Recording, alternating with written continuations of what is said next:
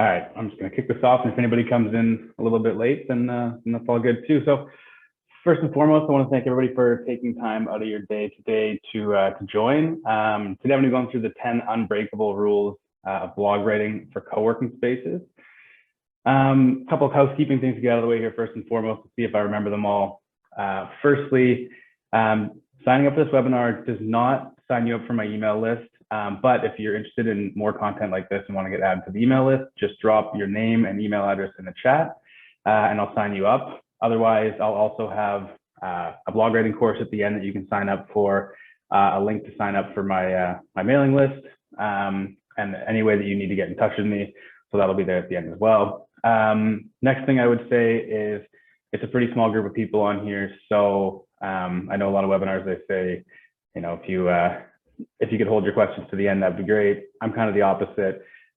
Feel free to unmute yourself, jump in with questions as we go. Kind of stops me from doing a one-sided conversation here. So please feel free to jump in with questions as we go. I'll also have time for questions at the end. And lastly, if you want a recording of this webinar once it's done, or if you want an expanded deck that has a few more points of what I'm going to talk through during this webinar, please let me know, and I'd be happy to send that through to you as well. So just to give you a quick look at what we'll go through today, I see some familiar faces on here, so I think a lot of you guys probably know a bit about me, but I'll give you a little bit of background about myself so you know who you're listening to. I'll talk you through the mountain of meh, what that is and why you do not want your content to end up there. I'll also give you a quick overview on why systems, in my opinion, are vital to great content. And last but not least, we'll go through the 10 unbreakable rules of blog writing. And so just a quick blurb about me. My name is Taylor. I essentially started Tailmaker as a way to help co-working space operators to bring in new members, to attract new landlords for their managed models, and to help them build connections with real estate brokers. And the reason why I got into this space ultimately was because when I went out on my own as a freelancer in the early days, I started out as a co-working space, and immediately I realized how great of a resource they were for people like myself, how amazing of a place it was to be for somebody who would otherwise sit at home in their sweats all day, to be able to get out and network and meet people and be in an environment where we felt like professionals. So I felt like it was really important for me to find a way to help support the industry and to help the operators who work in it. So essentially what I do is I help co-working space operators turn their blogs, websites, and email lists into member and landlord and real estate broker magnets by creating relevant and value-driven content. So essentially what that means is I help you make your brand more visible so you stay top of mind. Essentially, if you expand the surface area of your business, you got more opportunity for your members, your landlords, your brokers to run into you. You can create great content that helps you build strong relationships with your existing members to increase your referrals. It creates a positive brand affinity between your co-working space and your ideal members. It also bridges education gaps between people who might not understand what co-working is, between landlords who might not see the opportunity yet, or for brokers who don't understand why this benefits them or why it benefits their clients. It can also position you as a thought leader in the flexible office space industry. It helps them to define and articulate your specific co-working space's brand and positioning, and it helps you stand out from the competition, which is huge. In an industry where a lot of the services that are being offered are similar, it's really important to make yourself stand out by taking a unique angle and creating unique content. So enough about me. The first thing that you need to understand when we're talking about the rules of blog writing for co-working spaces is that there's a concept called the mountain of meh. And essentially what this means is that it's a pile of content that turns out just like everything else, just meh. So for context, there's 2.7 billion blog articles written every single year. And most of them are just a bunch of businesses talking about the same things in the same way. And as much as it pains me to say, the majority of blog articles simply aren't good enough to stand out from the clutter. And that brings me to why it's vital to have systems and rules when you're writing content for your co-working space. For me, I find that you have to have a set of rules that you follow every single time you're going to put that proverbial pen to paper. First and foremost, great blog articles require consistency in delivering quality and value. But more importantly, it takes a lot of hard work to get people just to click on your articles, let alone to read them. And structure and best practices can make the difference between somebody reading your article or closing it. And there's some key components of every article that are make or break in terms of impact. So I would challenge you after this webinar, you might not have noticed this yet, but if you go look through some content, you'll probably notice these rules being broken in some of them, and you'll probably realize why people are not reading those. So with that being said, I'll dive into the 10 unbreakable rules of blog writing. And before I do, probably wondering how I decided on these rules. Essentially, these rules are a mix of best practices, personal preferences, tried and true techniques that I've acquired over the past 5 years, that I've incorporated into my methodology that I use for myself and with anybody who writes for me on behalf of my clients. So first and foremost, write for a specific person. All of your articles should be crafted as you're writing for one specific person, your target audience. For anybody who was on my last webinar where I talked about how to strategically pick blog topics, you'll probably remember me talking about this, but picking topics for your articles should start with a clear understanding of who your ideal member is. And to get an idea of who this person is, take a look at your member data. Take a look at who your best members are, who stays the longest, who's the easiest to work with, what industries are they in, what are their job positions, what are they looking for, what needs do they have that you're filling, what questions do they ask you when they're touring your space, what do they want to know about co-working as an industry. All of these things will give you an idea of who you're writing for, and then with that in mind, you'll be able to write specifically for somebody. When you write for a specific person, you're writing something that you know that your ideal member will resonate with. You're not just putting out something general and hoping that it sticks. You're actually writing for a specific person, making it much more likely that the person you want to reach is going to click on your article. Rule number 2, answer specific questions. This comes back to knowing who your member is and those questions they ask you, the challenges they have, the needs that you can help them fulfill. You should not just be guessing at what you think people want to read about. You should not just be aimlessly putting things out there into the ether. Answer specific questions for specific people. And more to the point, answer one question at a time with blog articles. I see this all the time.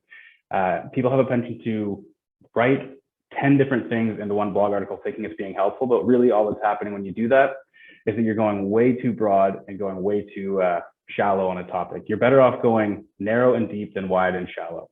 So when you're writing your blogs, make sure you're answering specific questions. The next thing, and this is a lot easier said than done, but try to be unconventional. If you're writing the same thing as everybody else who's writing in your space, how are you going to stand out for anybody? You're going to end up on the mountain of meh in no time. So think about ways that you can write something that's a little bit off the beaten path. It could be a hot take on a current issue. I would warn you with that. Just don't do anything that's going to offend anybody, but be a little bit controversial. People like to click on things that are a little controversial. Share an original idea or share a new stance on a popular topic. People love to hear about things that they think they know, that they thought they knew, and maybe there's another way of seeing it, or things that they didn't know that you can answer for them. And being unconventional also comes down to, again, your unique member, your ideal member. Who are those people? How can you write something specifically for them instead of just writing in broad strokes and general terms? Rule number 4, create utility content. Your blog articles need to be useful. They should educate, inspire, entertain, and inform your audience. And if you've followed me for any length of time, you've probably heard me talk about the mere exposure effect, which talks about how back in the early 2000s, you needed somewhere in the ballpark of 5 exposures to reach your target audience and to make them trust you. And that you could do at that time with advertising alone. Now it's closer to 21 exposures. So the question becomes, how do you reach your audience 21 times without annoying them? And the answer is that you can't just do it with ads. And that's where content marketing comes into play. You need to create utility content. It's not enough to just advertise to your ideal members anymore. You have to get your brand in front of them in a way that's educational, that's inspiring, that's entertainment, that's informative. You have to stand out and give them value. You can't just expect to put yourself out there in front of them and have them trust you and want to do business with you. I can't tell you how many times I've seen Instagram ads over and over and over to the point that I wanted to throw my phone out the window. So again, this comes back to who's your ideal member and how can you create content that's going to bring value for them. So with every article that you write, that's an important rule. Make sure it's value driven. Next, and this might seem kind of intuitive, but only publish content that you'd want to read. It's hard to look at things objectively, but try to take yourself a step back from the content creation process and ask yourself, this topic, the way it's written, would I read this? And if the answer is no, then scrap it and start over, because if you don't want to read it, there's a good to strong chance that other people are not going to want to read it too. So try to step back from it, put yourself in the shoes of your ideal member and ask yourself, would I read this? And if not, start over and don't put it out there. Number 6, make it skimmable. This is a really, really important rule, and another one of those things where if you look through a number of blog posts, anything on page 2 or 3 or 4 of Google that goes a little bit beyond the top ranking ones, you might notice that a lot of it is not skimmable. It's big, clunky paragraphs, it's not broken up, and you don't even know where to start. The most important thing to remember here is people don't read content, they skim it. So before they decide whether they're going to give your article their full attention, and they're going to read the entire thing, they're going to look for headers. They're going to look for bolded letters that tell them what exactly is in this article, where they're going to find it, and whether it's going to be valuable to them. So when you're thinking about your article, think about how you can break it down into really, really digestible bite-sized pieces. Have your header that talks about what the article is about, and then break it down into subheaders, each one of which telling them exactly what they're going to get out of that paragraph. Because they might not find value in every single piece of that article, but if they skim through and they find one header that answers their question, they're going to read through it. But if they look at one big clunky hunk of copy, there's a good chance they're not going to sit there and read the entire thing. So make it skimmable. Headers, even strategically bolded words that emphasize important points, and bullet pointed lists. If you look at a paragraph and you've got multiple points, ask yourself how you can take that list and break it down into bullet points. Anything that you can do to make it easier on their brain and more skimmable is going to go a long way in getting your article read. Rule number 7, keep it concise. And this is a common trap that people fall into. Everybody seems to think that 2,000, 2,500, 3,000 word articles are the absolute best and the only way to go. In my humble opinion and in my experience, this is not always the case.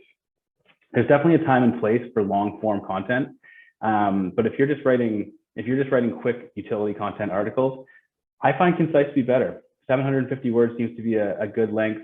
Otherwise, you can kind of go down a rabbit hole. So try to keep it as concise as you can. Don't cut your ideas short, but don't overexpand it and don't fluff it up with verbiage. Try to say as much as you possibly can, deliver as much value as you possibly can in as small and compact of a package as possible. Rule number 8, be conversational. And this doesn't necessarily apply to every kind of content that you could write, every article that you could write. For example, if it was academic, you probably would want to be a little bit more formal. I'm speaking strictly from the perspective of a co-working space. I find that the best and most impactful content for co-working spaces is very conversational. It's not reading an essay, it's reading a conversation. This can mean breaking paragraphs up with questions to get people's attention. It can mean writing a little bit more casually. It can mean, think about your article as if it was a webinar. Think about it as if it was a conversation that somebody was having with you, explaining something with you in a way that feels like they're talking to you, rather than a really structured and formal article. I just find, in my experience, those are much more engaging and more interesting to read when it's a little bit more conversational and a little bit less formal. Rule number 9, always include a call to action. So this is kind of a multi-parter. Every article that you should write or that you write should have a call to action at the end, whether it's to book a tour of your space, whether it's to get in touch, learn more, whatever it might be. Or if you're appealing to brokers or landlords, it might be to learn more about your managed model, or it might be to learn more about why flexible office space is a great option for your clients and for your portfolio. But either way, there's no point in writing an article, getting all the way to the end, and then leaving people hanging, wondering what you want them to do next. Every time you write an article, always have a call to action. The second part of this, though, is that your call to action should be reasonable. Don't ask for more than you're offering. So if you're writing a blog article, don't go straight to sign up, sign up for a membership today. It's not reasonable. The odds of somebody going from reading your blog article to signing up for a membership are very, very slim. The odds are more likely that they're going to read your article, get in touch to learn more, or come to book a tour of your space in a non-committed way. So always make sure that whatever you're putting out there as an ask is reasonable with what you're giving. If you're writing gated content, giving out an ebook, it's more reasonable to ask for an email address and a name so that you can continue to nurture that relationship over time. So always include a call to action, but always make sure that it's not an over ask, because if you over ask, you'll probably just lose people. And the last, and this is probably the most important of all, rule number 10 is to always promote your articles. Your blog is a great place as a hub for the content that you create. But if you create articles, put them on your blog and walk away, you're missing a huge opportunity to get them viewed.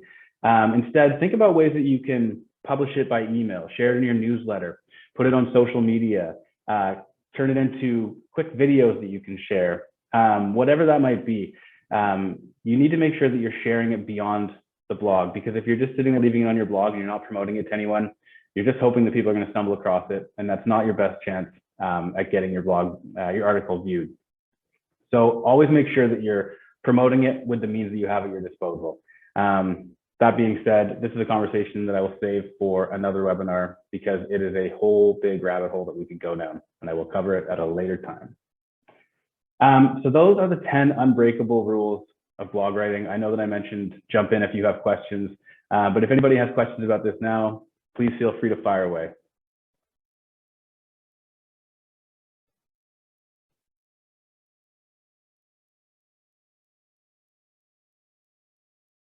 All right. I guess not, but if anybody does have follow-up questions, you can feel free to get in touch with me either by email at taylor@tailmaker.ca. As I mentioned, if you're interested in signing up for my newsletter, just head to tailmaker.ca/subscribe, where I send these kind of tidbits and strategies and insights on content marketing for co-working spaces 3 times a week. Or if you want to get really ingrained in the fundamentals of creating a blog strategy for yourself, head to tailmaker.ca/basics, and I've got a 7-day free email course for you. Oh, question from Mia. Thoughts on turning on comment sections? When it comes to turning on the comments for blog articles, it's kind of a mixed bag. The reason I say that is because they get spammed a lot. Personally, on my blog, on my site, I turned the comments off just because I found that I was getting all kinds of bots, and it was not really productive, and it was blowing up my inbox with not much value.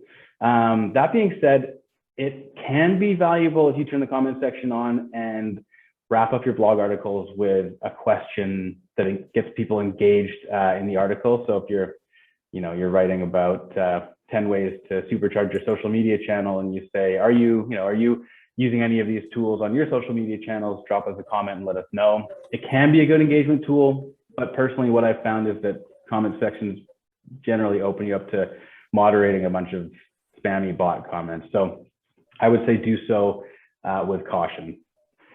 Any tools or platforms that I recommend for blog and content writing? It depends. It really depends on where your website is hosted. WordPress seems to be one of the biggest ones. That being said, you can write your articles if you have a WordPress site. I typically just write all of my articles, or have the writers who work with me write their articles in Google Documents, and then we review them, we go through them. Once they're finalized, then we publish them on WordPress. I would also recommend, I don't know if this aligns with what you're asking, but it's a really great idea to create yourself a content calendar that helps you see, currently linked to our site, to our HubSpot CRM, and push the blogs through there. Okay, yeah. So there's a ton of different options. I have used HubSpot. I have used WordPress. I've used Webflow. So it really depends on what's most convenient for you, or where your site is hosted. What platform for marketing content calendar? That's a great question. And actually, I recently just switched. I was doing it in Google Sheets for quite a long time. And I recently just switched to Trello, which I found to be really, really helpful, especially as I've been bringing on people to write with me. I'll have a pipeline, an in progress, in review, ready to publish, and published cards. I think they're called cards. But yeah, Trello is a great one to use for that, because you can add your deadlines, you can add your team members, you can add all the automations that you want. You can add your clients on there. I see Shell is on here, who I work with, and she's on my Trello. And so I think that it makes things easier. I think it makes things more effective. But as far as writing, it's pretty turnkey. Use whatever platform you want. Google Docs for collaboration, or even just Word documents if you want. But really making sure that you have a content calendar is huge. Ideal amount of blogs per week or month. The more the better. As I said, content marketing is a game of being consistent, showing up often, and always bringing value. So as many times as possible. The challenge with that is more of a bandwidth issue. How much content can you churn out in a high quality format? That could be probably your benchmark. I would recommend at least once a week, if not twice, even up to 3 times a week is great. But again, the key here is making sure that it's quality content, and you're not just putting things out there to put things out there. It's okay if you need like a filler article every now and then just to keep your cadence up, but the goal should be to make sure that you're not sacrificing quality for quantity or for volume. So whatever the maximum amount that you can churn out is would be what I recommend for that.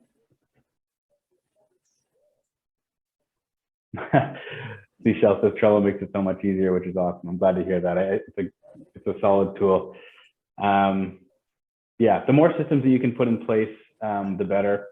Also, while I have everybody here, I know this is kind of me asking everyone questions, but is there anything that you'd like to learn about in terms of content marketing in the form of a webinar that I could explore for everybody as we go? If you have questions about things you'd like to learn, feel free to drop a chat or feel free to send me an email, because as I said, I want to make sure that I'm answering specific questions for everybody. So if there are things that you're curious about or answers to questions that you'd like to get, let me know and I can work that into my calendar of webinars for everyone.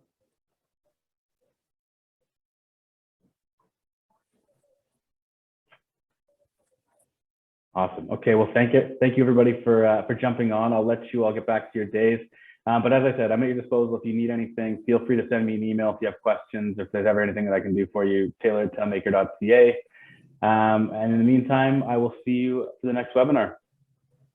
And by the way, let me know if you'd like a recording an expanded version of this deck. I can send that over once we're done here. Thanks, guys.